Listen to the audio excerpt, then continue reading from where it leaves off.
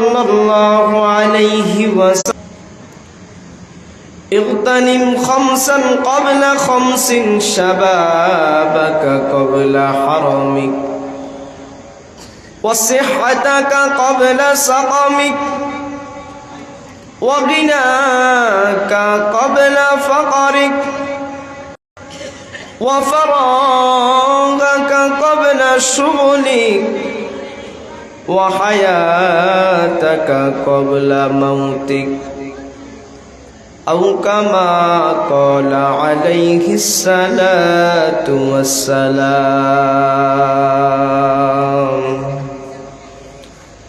صدق الله المولانا العظيم وصدق رسوله النبي الأمي الكريم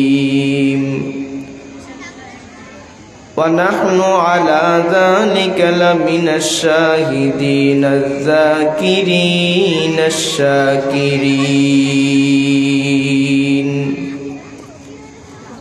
والحمد لله رب العالمين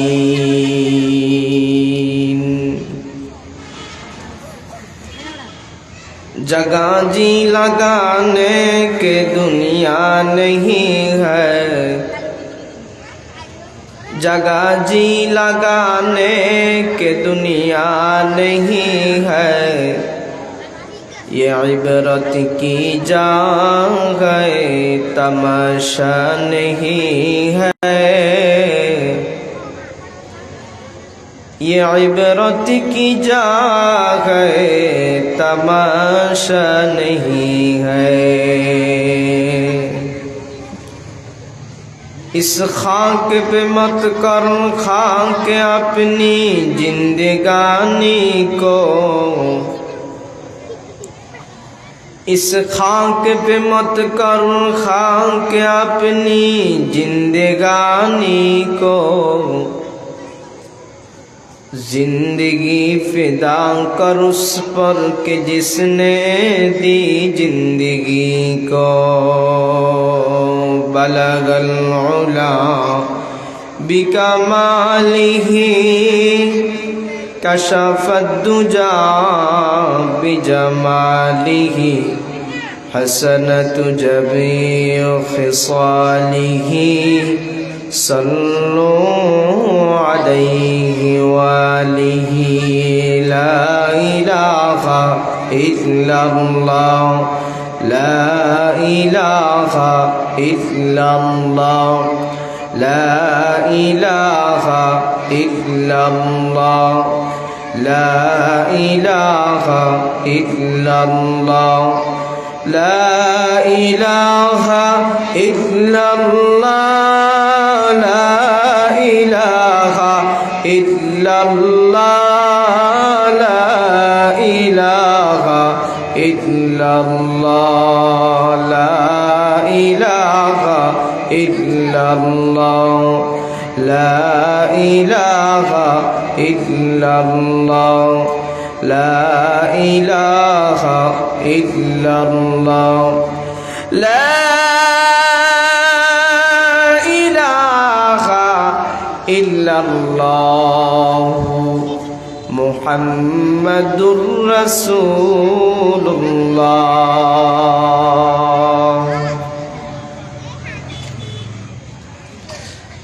Sonaimuri bypass আল কারিম ইসলামী একাডেমির উদ্যোগে আয়োজিত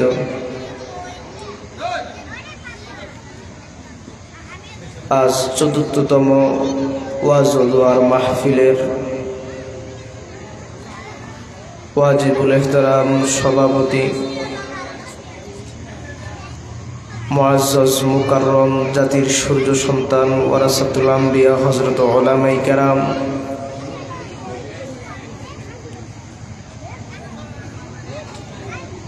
অত্যন্ত আদরের স্নেহের কলিজার টুকরা যুবক ভাইয়েরা,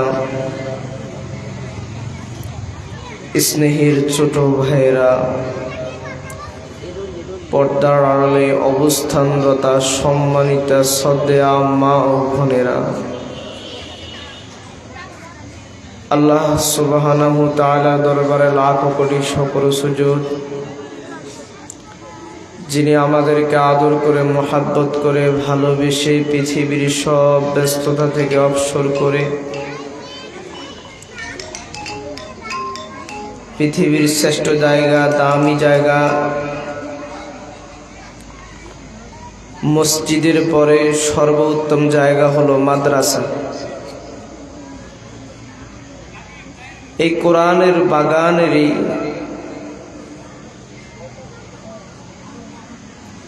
একটা অংশ হলো আজকে তাফসিরুল কোরআন মাহফিল। এই মাহফিলের উদ্দেশ্য আনন্দ উল্লাস করা না, লৌকিকতা না। এই মাহফিলের উদ্দেশ্য হলো দুনিয়ার জীবনে নাজাত, দুনিয়ার জীবনে শান্তি, পরকালে কল্যাণের উদ্দেশ্যে আল্লাহর কিছু বান্দা আসবে, কোরআন হাদিস থেকে আলোচনা করবে, কিছু বান্দা আসবে, কোরআন হাদিসের কথাগুলো শুনবে, ঠিক না? এই মাহফিল সারা বছর হয় না, বছরে একবার এই মাহফিল হয়। অন্তত আজকের জন্য এই মাদ্রাসার আশপাশে, মাদ্রাসার প্রতিবেশী আপনারা যারা আছেন, আজকের জন্য অন্তত সব ব্যস্ততাকে এক সাইডে রেখে নিজের আত্মাকে পরিশুদ্ধ করার উদ্দেশ্যে এই মাহফিলের মধ্যে কিছু সময় অতিবাহিত করেন। হয়তোবা আল্লাহ তাআলা এই মাহফিল আপনার নাজাতের জরিয়া বানায় দিবে।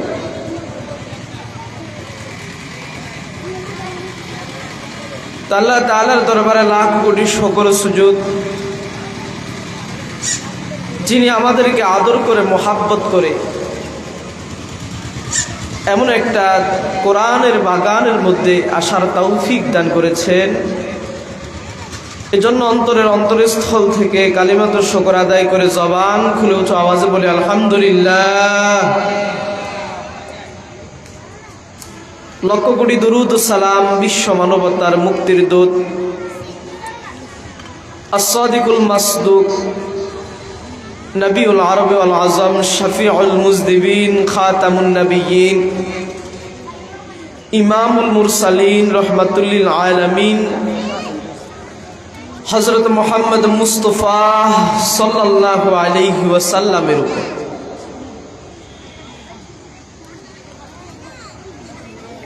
আমি আপনাদের সম্মুখে কোরআনুল কারীমের অত্যন্ত ছোট একটা সূরা সূরাতুল আসর তেলাওয়াত করেছি। তোমরা যারা সামনে বসা আছো, কোনরূপ আওয়াজ করা যাবে না। এদিকে আমার দিকে ফিরো। মুরব্বী বাবারা পিছন থেকে সামনে চলে আসেন। আপনারা একটু দয়া করে পিছন থেকে সামনে চলে আসেন, বাচ্চাগুলো আর আওয়াজ করবে না। একটু দ্বীনের খাতিরে সামনে চলে আসেন।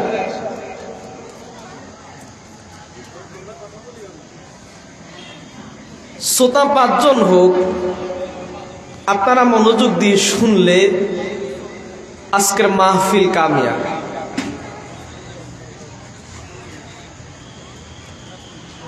আমি আপনাদের সম্মুখে কোরআনুল কারীমের 103 নম্বর সূরা সূরাতুল আসর তেলাওয়াত করেছি।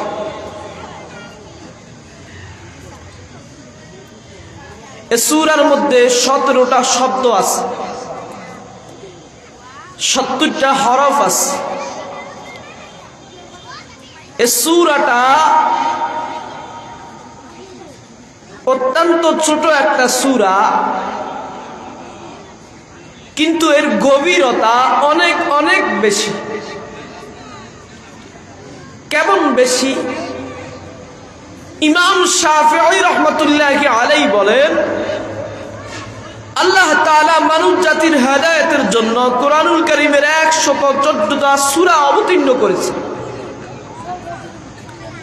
আল্লাহ তাআলা যদি কোরআনুল কারীমের 114টা সূরা নাজিল না করে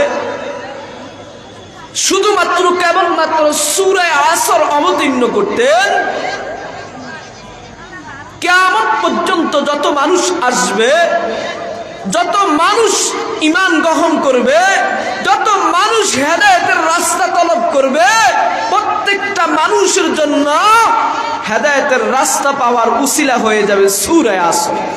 সুবহানাল্লাহ। এই সূরার শুরুতে আল্লাহ তাআলা একটা কসম খেয়েছেন। আল্লাহ বলে ওয়াল আসর, সময়ের কসম, কালের কসম, মহাকালের কসম।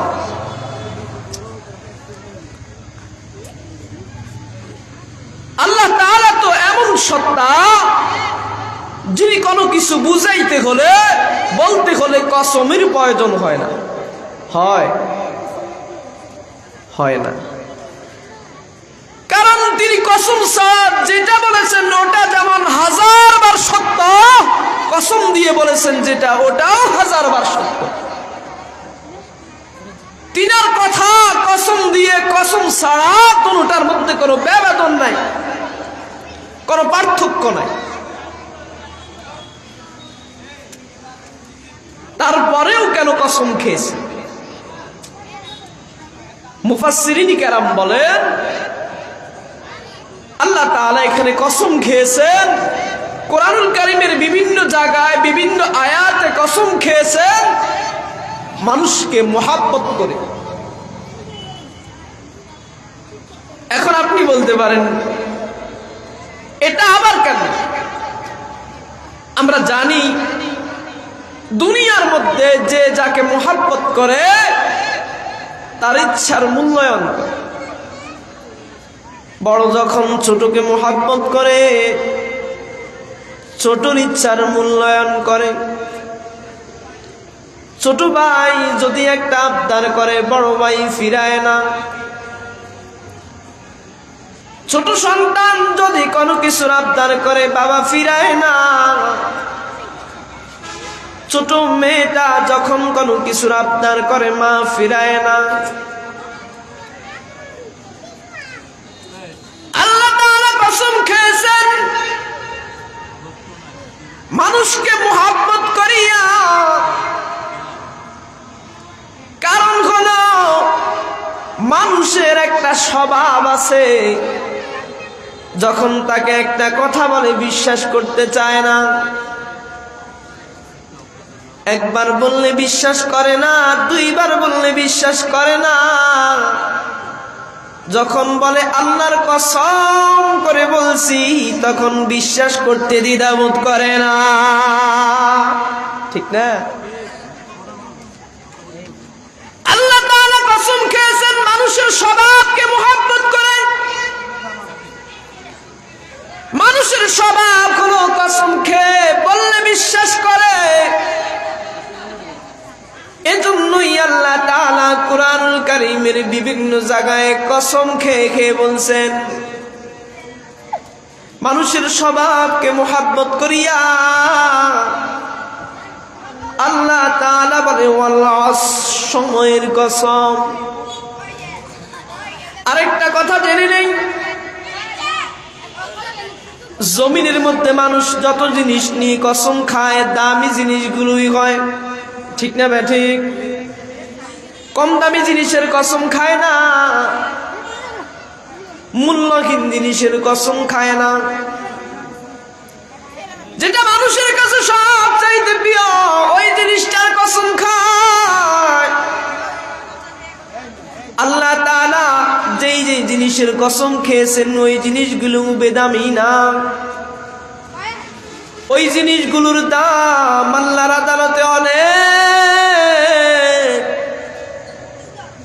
সময়ের কসম খেয়েছেন, সময়টা বেদামি কোনো জিনিস না। আল্লাহ বলে ওয়াল আসর, সময়ের কসম। সময় কি? সময় আমার আপনার হায়াত।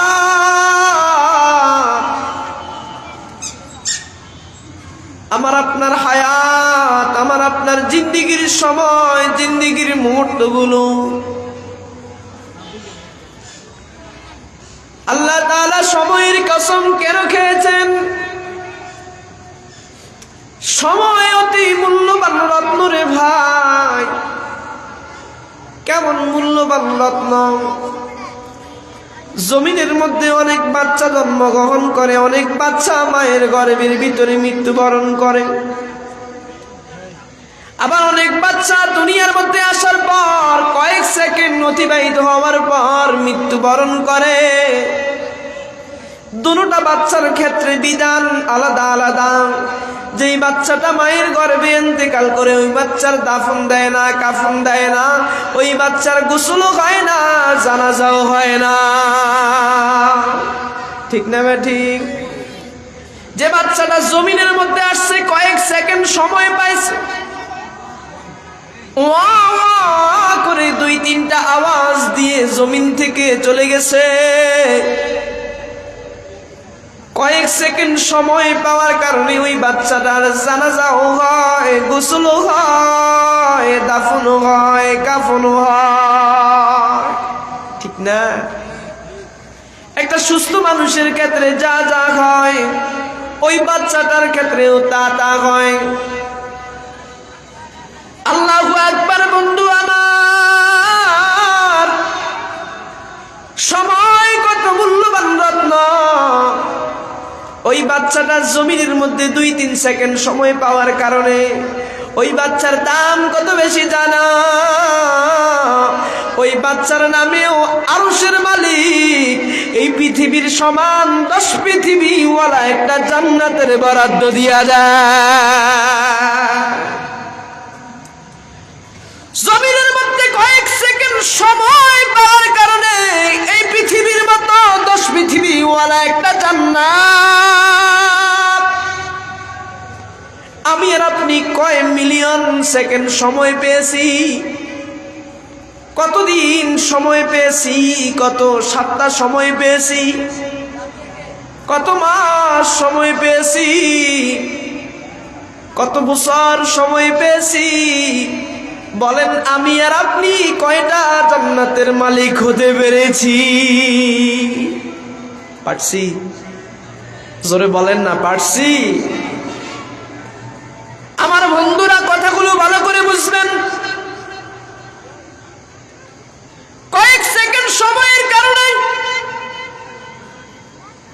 যদি এই পৃথিবীর সমান 10 পৃথিবী ওয়ালা একটা জান্নাতের মালিক হয়, তাহলে আমি কি পরিমাণ সময় অতিবাহিত করলাম? আমি কয়টা জান্নাতের মালিক হতে পারলাম? আমার ভাইও, পর্দার আড়ালের মা, আমার আপনার জিন্দেগির সময়গুলো অত্যন্ত দামি গো মা। আমার আপনার জিন্দেগি থেকে যে একটা সেকেন্ড চলে যাচ্ছে এটা জীবনে আর আসবে না। আমার আপনার জীবন থেকে যে একটা মিনিট চলে যাচ্ছে ওটা আর আসবে না। আমার আপনার জিন্দেগি থেকে যে একটা ঘন্টা চলে যাচ্ছে ওটা আর আসবে না। আমার আপনার জিন্দেগি থেকে যে একটা দিন চলে যাচ্ছে ওটা আর আসবে না। আমার আপনার জিন্দেগি থেকে যে একটা সপ্তাহ অতিবাহিত হচ্ছে ওটা আর আসবে না। আমার আপনার জিন্দেগি থেকে যে একটা মাস অতিবাহিত হচ্ছে ওটা আর আসবে না। আমার আপনার জিন্দেগি থেকে যে একটা বছর, বুঝি না এই জন্য এর কদর করি। এ সময়ের অনেক দাম। আমার আপনার হায়াতের অনেক দাম। আমার আপনার হায়াতের প্রত্যেকটা মুহূর্তের হিসাব আমাকে আপনাকে আল্লাহর আদালতে দিতে হবে। দিতে হবে কি হবে না? আরো জোরে আওয়াজ দিয়ে বলেন, হবে কি হবে না? জীবনের প্রত্যেকটা মুহূর্তের হিসাব আল্লাহ তাআলার কাছে দিতে হবে। আমার মালিক তো রহমান, আমার মালিক তো রহিম। আমার আল্লাহ তো বান্দাদের আমলনামার মধ্যে নাজাত দেওয়ার জন্য উসিলা খুঁজবেন। আল্লাহ তো আমার আপনার ছোট ছোট উসিলা দিয়া দিয়া নাজাত দিবেন। আমার ভাইয়েরা, বন্ধুরা, আল্লাহ তাআলা আমাদের পাহাড় দেখা বান্দাকে মাফ করবেন না। বান্দার জীবনের ছোট্ট একটা আমল যদি আল্লাহর কাছে পছন্দ হয়ে যায়, ওই ছোট আমলটার উসিলায় আল্লাহ বান্দাকে মাফ করে দেয়। আর জোরে বলেন না সুবহানাল্লাহ। আমার ভাইও, আল্লাহ তো বান্দাকে উসিলা। ছোট্ট একটা ঘটনা বললে ভালো করে বুঝবেন। হাকিমুল উম্মাত মুজাদ্দিদ মিল্লাত আশরাফ আলী থানভী রাহমাতুল্লাহি আলাইহি তিনার কিতাবের মধ্যে একটা ঘটনা লিখেন।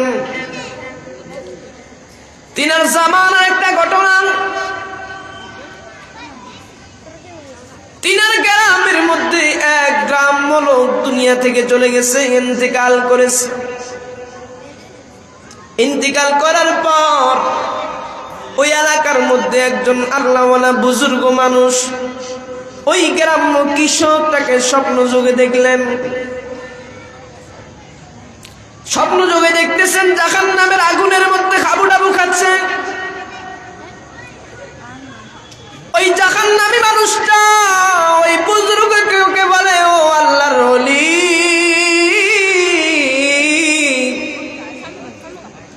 আমি দুনিয়ার মধ্যে কোনো নেক আমল করতে পারি নাই, ভালো কোনো আমল করতে পারি নাই,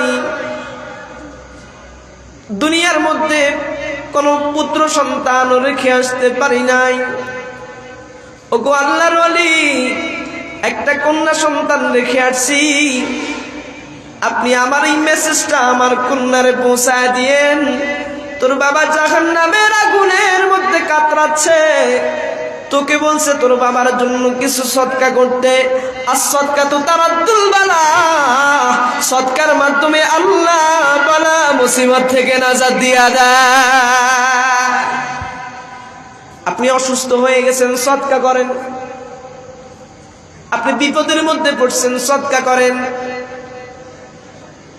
আপনি অ্যাক্সিডেন্ট হয়েছেন, সদকা করেন। আপনার কাজ আটকে গেছে, আপনি সদকা করেন। আল্লাহর রাস্তায় সদকার উসিলায় আপনাকে নাজাত দিবেন যিনি, তিনি কে? আরো জোরে বলেন, তিনি কে? ওগো আল্লাহর ওলি, আমার মেয়েকে বইল কিছু সদকা করার জন্য। আল্লাহর ওলি দৌড়ায় গেছেন ওই জাহান্নামী মানুষটার এলাকায়, গিয়া তালাশ করতেছে অমুকের সন্তান অমুক কোথায়। এলাকার মানুষেরা বলতেছে, ওগো আল্লাহর ওলি, যেই লোকের কথা আপনি বলতেছেন ওই মহিলাটা অত্যন্ত জঘন্যতম একটা মহিলা। ওই মহিলা কি তার বাবার জন্য সদকা করবে? সে তো নিজে একজন পাপিষ্ঠ মহিলা। সে পর্দা করে না, নামাজ পড়ে না, দ্বীনের পথে চলে না। ও আল্লাহর ওলি, ওই যে খোলা আসমানের নিচে সমুদ্রের মধ্যে গিয়ে দেখবেন ওই মহিলা উলঙ্গ অবস্থায় গোসল করতেছে। আল্লাহর ওলি সমুদ্রের পাহাড় গেলেন পর্দা মেনটেন কইরা। ওই মেয়েটাকে বলে, মা, গত রাত্রে আমি স্বপ্নের মধ্যে দেখলাম তোমার বাবা বড় বিপদের মধ্যে আছে, জাহান্নামের আগুনের মধ্যে হাবুডুবু খাচ্ছে। আরে মা, তোর বাবা বলছে তোর বাবার জন্য কিছু সদকা দিতে, হয়তোবা তোর সদকার উসিলায় তোর বাবাকে আল্লাহ মাফ করে দিবেন। ওই মহিলাটা অত্যন্ত জঘন্য মহিলা। সমুদ্র থেকে এক চিল্লু পানি আল্লাহর ওলির গায়ের দিকে ছিটকে মারছে, নে আমার বাবার জন্য সদকা করলাম। নাউজুবিল্লাহ। ও আমার যুবক ভাই, ও বৃদ্ধ বাবা, ও পর্দার মা, অনেক মানুষ তো জমিনের মধ্যে সন্তান রেখে যায়। অনেক সন্তান এমন আছে সকালে একবার বাবার কবরের কিনারে যায়, সকালেও একবার মায়ের কবরের কিনারে যায়, সন্ধ্যাও একবার মা বাবার কবরের কিনারে যায়। অনেক সন্তান এমন আছে কত বছর হয়ে গেছে বাবার কবরটা একবারের জন্য দেখতে যায় না। আছে না নাই? আরো জোরে আওয়াজ দিয়ে বলেন আছে না নাই? আমার ভাইয়েরা, আল্লাহর ওলির দিকে পানি ছিটকে মারার পর আল্লাহর ওলি বড় ব্যথা পেয়েছেন। আল্লাহ আপনার জমিনের মধ্যে বুঝে এত কঠিন হৃদয়ের মানুষও আছে। বাবার এই মুসিবতের কথা শোনার পরেও তার অন্তরটা একটু নরম হলো না। আল্লাহর ওলি ব্যথিত অন্তর নিয়ে রাত্রে বাড়িতে ফিরলেন। যখনই ঘুমের ঘরে গেলেন, আল্লাহর ওলি স্বপ্নের মধ্যে দেখতেছেন গত রাত্রে যেই লোকটাকে জাহান্নামের আগুনের মধ্যে কাতরাইতে দেখলাম, আজকে ওই আল্লাহর বান্দা জান্নাতের একটা উঁচু চেয়ারের মধ্যে বসা। আল্লাহর ওলি জিজ্ঞাসা করে, ও ভাই, গত রাত্রে দেখলাম জাহান্নামের মধ্যে, আজকে দেখি জান্নাতে, কারণ কি? বলে, তুমি যখন আমার মেয়েকে বলছো আমার মেয়ে আমার জন্য সদকা করছে, এই জন্য আল্লাহ মাফ করে দিস। আল্লাহর ওলি বলে, বিষয়টা তো বুঝলাম না। তোমার মেয়েকে যখন আমি বললাম সদকা করার জন্য, তোমার মেয়ে তো সদকা করে নাই, বরঞ্চ এক চিল্লু পানি আমার দিকে ছিটকে মারছে। ওই জান্নাতি লোকটা বলে, ওগো আল্লাহর ওলি, তুমি যখনই আমার মেয়েকে সৎকার কথা বলেছ, আমার মেয়ে যখন তোমার দিকে পানির ছিটকে মেরেছে, পানির একটা ফোঁটা এমন জায়গায় পড়েছে যেই জায়গার মধ্যে আল্লাহর ছোট্ট একটা মাখলুক দীর্ঘদিন ধরে পানির তৃষ্ণায় কাতরাচ্ছে, পানি দাও পানি দাও বলে চিল্লাচ্ছে। যখনই পানির ফোঁটা মাখলুকের মুখের মধ্যে পড়ছে, মাখলুক পানি পান করার পর আল্লাহকে বলে, আল্লাহ গো, এই বান্দির যদি কেউ বিপদের মধ্যে থাকে, তাকে আপনি বিপদ থেকে নাজাত দিয়া দেন। আর জোরে বলেন না সুবহানাল্লাহ। এজন্য আমার ভাইও, আল্লাহ আমার আপনার আমলের পাহাড় দেখবে না। হতে পারে আমার আপনার জীবনের ছোট্ট একটা আমল আল্লাহর কাছে অনেক প্রিয়, ওই আমলটার উসিলায় আল্লাহ আমাকে আপনাকে মাফ করে দিবেন। হতে পারে আজকের মাহফিলটা আমার আপনার নাজাতের উসিলা হতে পারে কি পারে না? এজন্য আজকের দিনের জন্য আমার সব ব্যস্ততাকে এক সাইডে রেখে কোরআনের মাহফিলে সময় দিতে চাই। আল্লাহ আমাদেরকে কবুল করেন, সকলে বলে আমিন। তো বলতেছিলাম, আল্লাহ তাআলা কসম খেয়ে বলেন, ওয়াল আস, সময়ের কসম, ইন্নাল ইনসানা লাফি খুসর, পৃথিবীর সব মানুষ ক্ষতির মধ্যে। অবশ্যই অবশ্যই সব মানুষ ক্ষতির মধ্যে, ক্ষতিগ্রস্ত। ইল্লাল্লাযীনা আমানু ওয়া আমিলুস সালিহাত ওয়া তাওয়াসাউ বিল হাক্কি ওয়া তাওয়াসাউ বিস সাবর। আল্লাহ বলেন, পৃথিবীর সব মানুষ ক্ষতির মধ্যে, শুধুমাত্র কেবলমাত্র 4 শ্রেণীর মানুষ ব্যতীত। কয় শ্রেণী? 4 শ্রেণীর মানুষ ব্যতীত। 4 শ্রেণীর মানুষ কারা? আল্লাহ বলে, ইল্লাল্লাযীনা আমানু। 1 নাম্বার হলো ঈমানদার, 2 নাম্বার হলো ওয়া আমিলুস সালিহাত,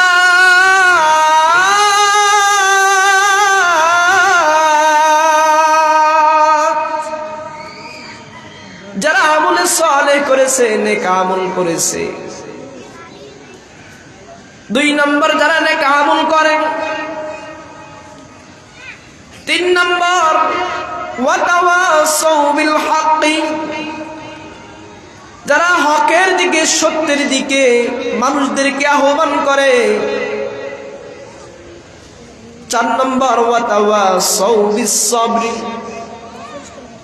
যারা নিজেও ধৈর্য ধারণ করে অন্যদেরকে ধৈর্যের দিকে সবরের দিকে আহ্বান করে। এই 4 শ্রেণীর মানুষ ব্যতীত তামাম পৃথিবীর সব মানুষই ক্ষতিগ্রস্ত। কি পরিমাণ ক্ষতিগ্রস্ত! আপনি পাড়া বলেন, এলাকা বলেন, মহল্লা বলেন, দেশ বলেন, রাষ্ট্র বলেন, প্রত্যেকটা শ্রেণী পেশার মানুষ দুনিয়া নিয়ে ব্যস্ত। প্রত্যেক শ্রেণীর মানুষেরা দুনিয়ার প্রতি আকৃষ্ট হয়ে আছে। যেই যার কর্ম নিয়ে ব্যস্ত, দুনিয়ার ব্যবসা নিয়ে ব্যস্ত, দুনিয়ার অবস্থান মজবুত করার জন্য ব্যস্ত, দুনিয়া নিয়ে রঙিন স্বপ্ন দেখতে দেখতে দেখতে দেখতে মানুষের হায়াতের সীমাটা পোড়ায় যায়। কেমন রঙিন স্বপ্ন! মানুষের স্বপ্নগুলো মহা একটা সমুদ্রের ন্যায়। মানুষের হায়াত হলো ছোট্ট একটা কোটা। স্বপ্ন দেখতে দেখতে সমুদ্রের অল্প একটু পাড়ি দেওয়ার পর হায়াতটা পুরায় যায়, ঠিক না? স্বপ্ন থেকে যায় যে একটা ঘরের মালিক, সে চিন্তা করে আমি একটা বিল্ডিং দিতে হবে। যে একটা বিল্ডিং এর মালিক, সে চিন্তা করে উপরের দিকে আরো 2 তলা 3 তলা বাড়াইতে হবে। যে একটা 3 তলা বিল্ডিং এর মালিক, সে চায় 5 তলা একটা বাড়ি করতে হবে। যেই 5 তলা একটা বাড়ির মালিক, সে চিন্তা করে সোনাইমুড়ি শহরের মধ্যে একটা বাড়ি করতে হবে। যার সোনাইমুড়ি শহরের মধ্যে 2টা বাড়ি, সে চিন্তা করে গুলশান বনানীতে একটা বসুন্ধরার মধ্যে একটা বাড়ি করতে হবে। যে একটা গাড়ির মালিক, সে চিন্তা করে আমি 2টা গাড়ির মালিক কিভাবে হব। যে 2টা গাড়ির মালিক, সে চিন্তা করে আমি 3টা গাড়ির মালিক কিভাবে হব। যে অটো চালায়, সে চিন্তা করে আমি একটা সিএনজির মালিক কেমনে হব। যে সিএনজির মালিক, সে চিন্তা করে আমি একটা প্রাইভেট কারের মালিক কেমনে হব। যে সবজি ব্যবসা করে, সে চিন্তা করে আমি একটা মুদি দোকানের মালিক কেমনে হব। দুনিয়ার মধ্যে মানুষের চাহিদার শেষ নাই, ইচ্ছার শেষ নাই। স্বপ্ন দেখতে দেখতে দুনিয়ার জায়গায় থেকে যায়, মানুষটা আর থাকে না, ঠিক না? এজন্য আমার ভাইয়েরা, দুনিয়া আমার আপনার স্থায়ী ঠিকানা না। আল্লাহ বলে ওয়াল আখিরাতু খায়রু ওয়া আবকা। ও গোলাম, দুনিয়া তোর ঠিকানা না, তোর স্থায়ী ঠিকানা, চিরস্থায়ী ঠিকানা হলো আখিরাত। তুই যে দুনিয়ার মায়ায় পড়ে আছো, দুনিয়ার মহব্বতে পড়ে আছো, দুনিয়ার ভালোবাসায় পড়ে আছো, এটা তোর ধোঁকা। আল্লাহ বলে ওয়ামাল হায়াতুদ দুনিয়া ইল্লা মাতাউল গুরুর। দুনিয়ার মহব্বত এটা ধোঁকা, দুনিয়ার পথ এটা তোর ধোঁকা। দুনিয়ার বড় বড় লিডার হবি স্বপ্ন দেখতেছস, এটা তোর জন্য ধোঁকা। দুনিয়া ধোঁকায় পড়িয়া তুই কেমনে আমি আল্লাহরে ভুলে গেলি। ইয়া আইয়ুহাল ইনসান মা গররাকা বিরাব্বিকাল কারীম। আমার আল্লাহ বলে, ওরে মানুষ, মা গররাকা বিরাব্বিকাল কারীম, করুণাময় রবের ব্যাপারে কে তোকে ধোঁকায় ফেলে রাখছে? বান্দা তুই আমারে ভুলে গেছস, আমি আল্লাহ একটা মুহূর্তের জন্য তোরে বলি নাই। তুই আমারে ভুলে গেছস, আমি আল্লাহ একটা মুহূর্তের জন্য তোর অক্সিজেন বন্ধ করে রাখি নাই। তুই আমারে ভুলে গেছস, আমি আল্লাহ একটা মিনিটের জন্য তোর জন্য পানি বন্ধ করে রাখি নাই। তুই আমারে ভুলে গেছস, আমি আল্লাহ এক মুহূর্তের জন্য তোর খাবার বন্ধ করে রাখি নাই। ওরে গোলাম, এই করুণাময় রবের ব্যাপারে কে তোকে ধোঁকায় ফেলে রাখছে? ওরে বন্ধু, দুনিয়ার মোহাব্বত তোমারে আর আমারে আল্লাহ থেকে গাফিল করে রাখছে। দুনিয়ার ভালোবাসা তোমারে আমারে আল্লাহ থেকে গাফিল করে রাখছে। দুনিয়ার ফাদরের লোক তোমারে আমারে আল্লাহ থেকে গাফিল করে রাখছে। এজন্য আসো, কামিয়াবির দিকে আসো, কল্যাণের দিকে আসো। কামিয়াব কারা? কল্যাণের পথ কোনটা? আল্লাহ বলে 4 শ্রেণীর মানুষই কামিয়াব। 4 শ্রেণীর মানুষ ব্যতীত সবাই ধ্বংসের মধ্যে। ধ্বংসের মধ্যে সবাই নিমজ্জিত আছে। 4 শ্রেণীর মানুষ ব্যতীত। 1 নম্বর, ইল্লাল্লাযীনা আমানু, যারা ঈমান এনেছে তারা ক্ষতিগ্রস্ত নয়। ঈমানদার ধ্বংসের মধ্যে নয়, ঈমানদার ক্ষতির মধ্যে নয়। ঈমানদারের দাম কত বেশি জানেননি?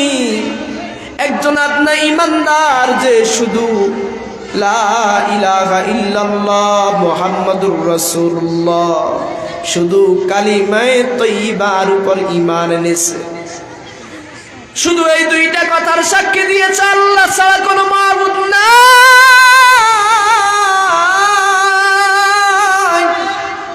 মুহাম্মাদুর রাসূলুল্লাহ সাল্লাল্লাহু আলাইহি ওয়াসাল্লাম আল্লাহ তাআলার বান্দা ও রাসূল। শুধুমাত্র মন থেকে এই 2টা কথার স্বীকৃতি দিয়েছে আল্লাহ তাআলা। এমন ঈমানদারের ঈমানের মূল্যবোধ কত বেশি জানেননি? আল্লাহ তাআলা এই আদনা ঈমানদারের জন্য এই পৃথিবীর সমান 10 পৃথিবীওয়ালা একটা জান্নাতের বরাদ্দ দিয়েছে। আর আসতে বলেন না সুবহানাল্লাহ। আল্লাহ তাআলা এই পৃথিবীর প্রত্যেকটা মানুষের জন্য, এক একজনের জন্য একটা করে জান্নাতের বরাদ্দ দিয়েছেন। নমরুদের জন্য একটা জান্নাতের বরাদ্দ হয়েছে, কারুনের জন্য একটা জান্নাতের বরাদ্দ হয়েছে, ফেরাউনের জন্য একটা জান্নাতের বরাদ্দ হয়েছে, হামানের জন্য একটা জান্নাতের বরাদ্দ হয়েছে। এই পৃথিবীর প্রত্যেকটা বেঈমানের জন্য একটা করে জান্নাতের বরাদ্দ হয়েছে। এখন আপনার প্রশ্ন জাগতে পারে, বেঈমান তো জান্নাতে যাবে না, তার জান্নাতগুলো মালিক কি করবেন? ঈমানদার তার ঈমানের কারণে একটা জান্নাতের মালিক হয়েছে। ঈমানদার ঈমান আনার পর, আল্লাহ তাআলার বিধিবিধানগুলো পালন করার পর, আল্লাহ তাআলার নিষেধগুলো মান্য করার পর, অন্যান্য নফল ইবাদত যেগুলো করেছে, জিকির আজকার করেছে, তাসবিহ তাহলিল পড়েছে, কোরআনুল কারীমের তেলাওয়াত করেছে, আল্লাহ তাআলা এই নফল ইবাদতগুলোর কারণে তাকে বাড়তি আরেকটা জান্নাত উপহার স্বরূপ দিবে। এক একটা ঈমান কি পরিমাণ দামি! শুধু কেবল ঈমানের কারণে একটা জান্নাতের মালিক।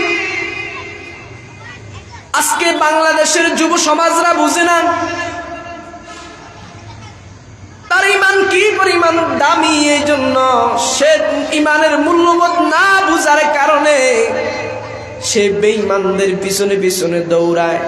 ঠিক না ভাই? ঠিক। সে ঈমানের দাম না বুঝার কারণে নেইমার মেসির ভক্ত হয়। সে ঈমানের দাম না বুঝার কারণে বেঈমানদের ভক্ত হয়। ওরে যুবক, তুমি কি জানো মেসি চূড়ান্ত পর্যায়ের জাহান্নামী। জাহান্নামী কি জাহান্নামী না? অবশ্যই অবশ্যই সে যদি ঈমান না আনে সে অবশ্যই জাহান্নামী। বলেন এই মেসি একটা কেন 100টাও যদি জাতীয় মানের পুরস্কার পায় তারপরে জান্নাতে যাওয়ার সুযোগ আসেনি? 100টা না 1000টাও যদি আন্তর্জাতিক নোবেল পায় ওই মেসি জান্নাতে যাবে না। ওরে যুবক, তুই তো জান্নাতি, তুই ঈমান আনার কারণে আল্লাহ তোর জন্য এই পৃথিবীর সমান 10 পৃথিবীওয়ালা একটা জান্নাতের বরাদ্দ দিয়েছেন। মেসির চাইতে নেইমারের চাইতে তোর দাম অনেক বেশি, তোর মূল্য অনেক বেশি। এজন্য বেঈমানের দিকে না ছুইটা আসো, সুন্নতের উপর আমল করো, সুন্নতের জিন্দেগি গড়ো। সুন্নতের জিন্দেগি যদি বানাইতে পারো আল্লাহ দুনিয়াতেও তোমার ইজ্জত দিবেন, মৃত্যুর পরে রয়েছে তোমার জন্য জান্নাত। কোন গায়ক কিংবা নায়ক কিংবা সেলিব্রিটি আমাদের আদর্শ না। আদর্শ কোন গায়ক আমাদের আদর্শ না, কোন নায়ক আমাদের আদর্শ না, কোন সেলিব্রিটি আমাদের আদর্শ না। আমাদের আদর্শ হলো মুহাম্মাদুর রাসূলুল্লাহ সাল্লাল্লাহু আলাইহি ওয়াসাল্লাম। ও যুবক, ঈমানের দাম অনেক বেশি। ঈমানের মজা তুমি আর আমি বুঝি নাই। ঈমানের স্বাদ বুঝেছেন আল্লাহর নবীর সাহাবী, ঈমানের স্বাদ বুঝেছেন ফিলিস্তিনের আমার মা বোনেরা, ছোট্ট ছোট্ট কচি কাঁচা বাচ্চারা। ঈমানের স্বাদ বুঝেছে সিরিয়ার মুসলমানেরা।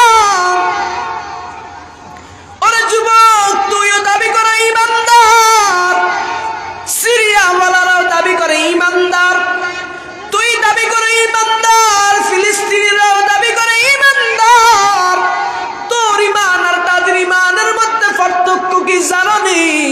তোর ঈমান তোরে মসজিদেই নেয় না, তাদের ঈমান তাদেরকে মসজিদ থেকে বেরই করে না। ঠিক নেবে ঠিক? আওয়াজ নেই, আওয়াজ দিয়ে বলেন ঠিক নেবে ঠিক? তোর ঈমান তোরে মসজিদ পর্যন্ত নিতে পারে না। আজকে যদি এখানে ওয়াজ না হইয়া গানের একটা কনসার্ট হইতো, আমার মনে হয় এলাকার এমন কোন যুবক বাকি থাকতো না। ঠিক নেবে ঠিক? এরা যুবক, একটু চিন্তা করে দেখো, আমি যে এই পথে হাঁটতেছি এটা কোনো পথ না। আল্লাহ না করুক এখন আমি চোখ মেলে আছি, যদি আমার চক্ষুগুলো বন্ধ হয়ে যায় আমারে মানুষ কবরস্থ করে আসবে, ওখানে আমার ভাইও থাকবে না, আমার বাবাও থাকবে না, আমার মাও থাকবে না, আমার খেলাধুলার সাথীও থাকবে না, আমার আপনজন কেউ থাকবে না। হাজার হাজার টন মাটির চাপা দিয়ে আমার যখন রেখে আসবে, আল্লাহর সামনে আমি কি জবাব দিব? আল্লাহর সামনে আমি কি হিসাব দিব? ও যুবক ভাইয়েরা, একটু চিন্তা কইরো দেখো। ও পর্দালের মা, সংসার সংসার কইরা জিন্দেগিটা কাটাও, সংসারের কাজে ব্যস্ত হইয়া দিন নাই রাত নাই, প্রত্যেকটা মুহূর্ত তুমি সংসার নিয়ে ব্যস্ত থাকো। ফজরের আজান দেয় তোমার খবর নাই, জোহরের আজান দেয় তোমার খবর নাই, আসরের আজান দেয় তোমার খবর নাই, মাগরিবের আজান দেয় তোমার খবর নাই, এশারের আজান দেয় তোমার খবর নাই। ও মুসলমান ইমানদার, এই আওয়াজ তো মুয়াজ্জিনের না, এই আওয়াজ তো মুয়াজ্জিনের না। মুয়াজ্জিন দে প্রত্যেক ওয়াক্ত আমারে আর তোমারে আল্লাহর দিকে ডাকে, হাইয়া আলাস সালাহ, হাইয়া আলাল ফালাহ। আসো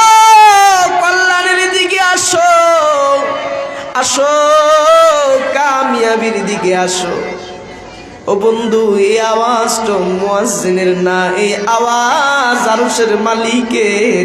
আরশের মালিক তোমারে আমারে ফজরের সময় ডাকে, ও আমার বান্দা বান্দিরা আসো কল্যাণের দিকে আসো, ও আমার বান্দা বান্দিরা আসো কামিয়াবির দিকে আসো। জোহরের সময় ডাকে, ও আমার বান্দা বান্দিরা কল্যাণের দিকে আয়, কামিয়াবির দিকে আয়। আসরের সময় ডাকে, ও আমার বান্দা বান্দিরা আসো কল্যাণের দিকে আসো, কামিয়াবির দিকে আসো। মাগরিবের নামাজের সময় ডাকে, বান্দা বান্দিরা আসো কল্যাণের দিকে আসো, কামিয়াবির দিকে আসো। আসরের নামাজের সময় আমার আল্লাহ তোমারে আমারে ডাকে, আয় কল্যাণের দিকে আয়, কামিয়াবির দিকে আয়। আমার আল্লাহ ভাবে প্রত্যেকটা দিন তোমারে আর আমারে নামাজের দিকে আহ্বান করতে আছে, করতে আছে, করতে আছে। যুবক একটু চিন্তা কইরা দেখ, আমি কয়বার আল্লাহর ডাকে সাড়া দিলাম, কয়বার দিলাম। সপ্তাহে কয়েকটা নামাজ কোন তো 5 7 35 কয়েকটা 35 ওয়াক্ত নামাজ সপ্তাহে। আমাদের দেশে 50% মানুষ আছে আল্লাহর বান্দা সারা সপ্তাহ নামাজে যাবে না, শুধুমাত্র শুক্রবারে জুমার জন্য যাবে, ঠিক না? এদিকে খেয়াল, আপনাদের খেয়াল থাকবে আমার দিকে। শুধুমাত্র শুক্রবার নামাজে যাবে, তাও 2 কারণ। 1 নম্বর কারণ হলো লোক লজ্জায়, কি লোক শরমে যাবে। সে যদি নামাজে না যায়, 1 নম্বরে বউ যদি থাকে, বউ বলবে তুমি কেমন বেটা, আজকে শুক্রবার, আজকের দিনেও তুমি মসজিদে যাও না। বউয়ের শরমে বইরা মসজিদে যায়, ঠিক না? ঘরে যদি মা থাকে, বাপ থাকে, মা বাপ বলবে তুই কেমন সন্তান, আজকে শুক্রবার মসজিদে যাও না। 2 নম্বর কারণ হলো এলাকার মানুষের ভয়, কারণ সে চিন্তা করে আল্লাহর বিধানের কথা চিন্তা করে না, সে চিন্তা করে সামাজিকতা, ঠিক না? সমাজের মানুষই কি বলবে, এজন্য সে চিন্তা করে আজকে মসজিদে না গেলে কেমন হয়। লোক শরমে মসজিদে যায়। সপ্তাহে যদি 35 ওয়াক্ত নামাজ হয়, আপনারা বুঝে থাকলে বলেন তো, নামাজ পড়লে কে খুশি হয়? আওয়াজ হয় নাই, আরো জোরে চিল্লায় বলেন, নামাজ পড়লে কে খুশি হয়? নামাজ না পড়লে কে খুশি হয়? আস্তে আওয়াজ হয়েছে, কে খুশি হয়? এটা সবাই জানেন তো। নামাজ পড়লে আল্লাহ খুশি হয়, না পড়লে শয়তান খুশি হয়। এটা জানে না এমন কোন মানুষ নেই। সে সপ্তাহে 1 দিন গেছে, যাক লোক লজ্জায় হলেও একবার নিবার কি গ্যারান্টি আছে? যে ইমান আপনাকে মসজিদ পর্যন্ত নিতে পারে না, ওই ইমান আপনাকে